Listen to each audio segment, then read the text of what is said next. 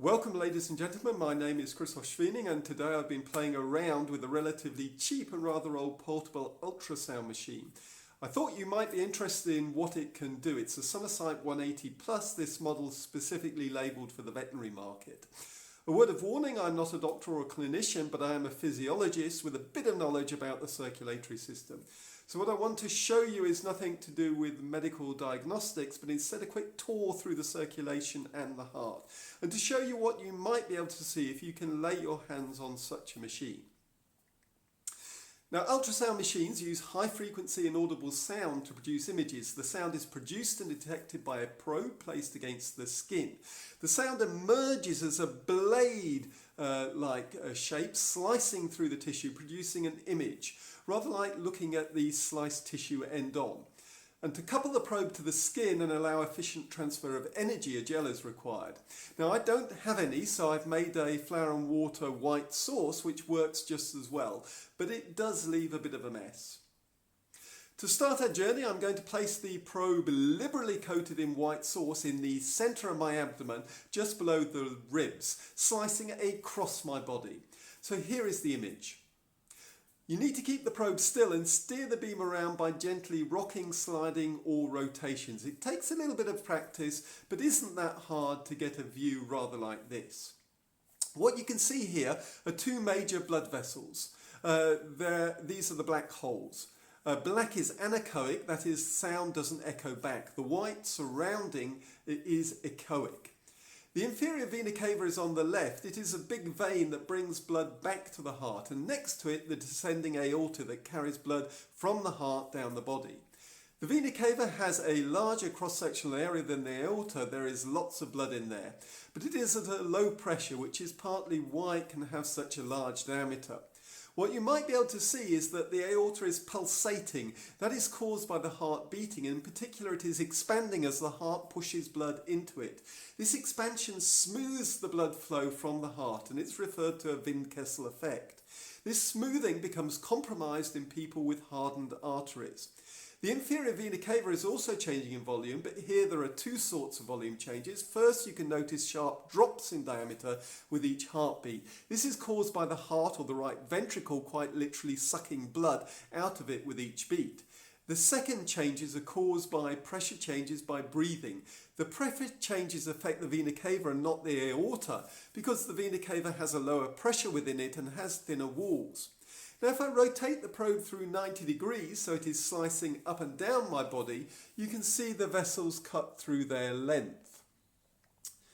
Since these vessels are lying next to each other rather than on top of each other, you can only see them one at a time.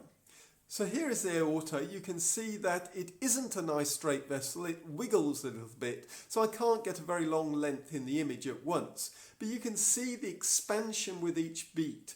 And the white above and below the vessel is a mixture of smooth muscle and connective tissue that makes up the vessel wall and stops it bursting despite the high pressure within the vessel.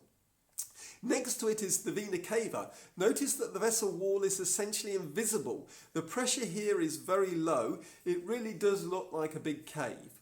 We can trace this vessel up to the heart. Just follow the black area as I scan up.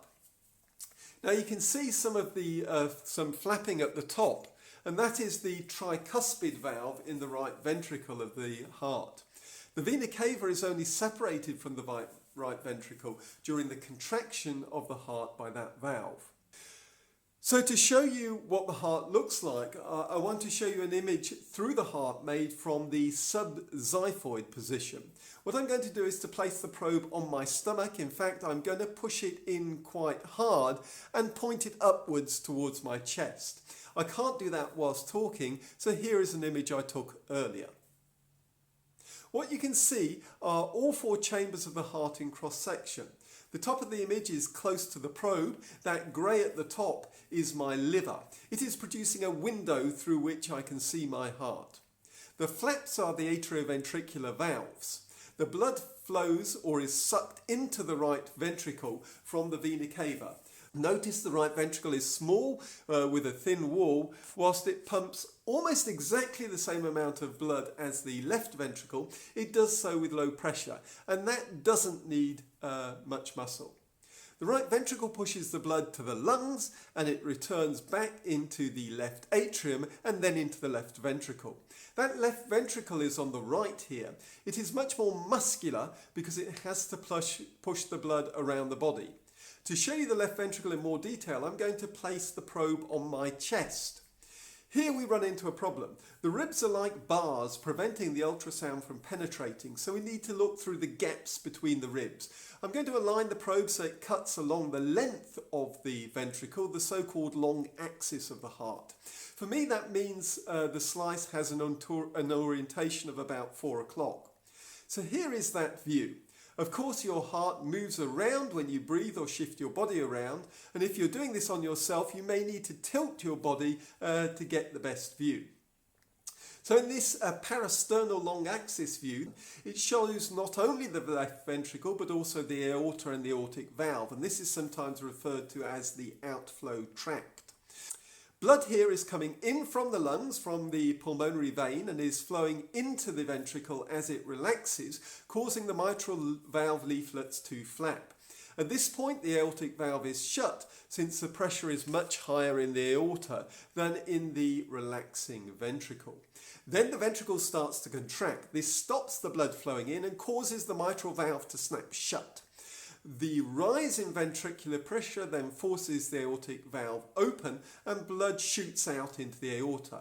Now that aortic valve is usually a nice 3-pocket type valve, which when viewed head-on looks rather like a Mercedes-Benz logo. You should be able to see it by switching to a short axis view of the heart. In theory, that is easy to do by just rotating the probe through 90 degrees. So that it is now in the 7 o'clock position. But in practice you may find it a bit more difficult as the ribs are a bit of a problem. Anyway, here is my short axis view.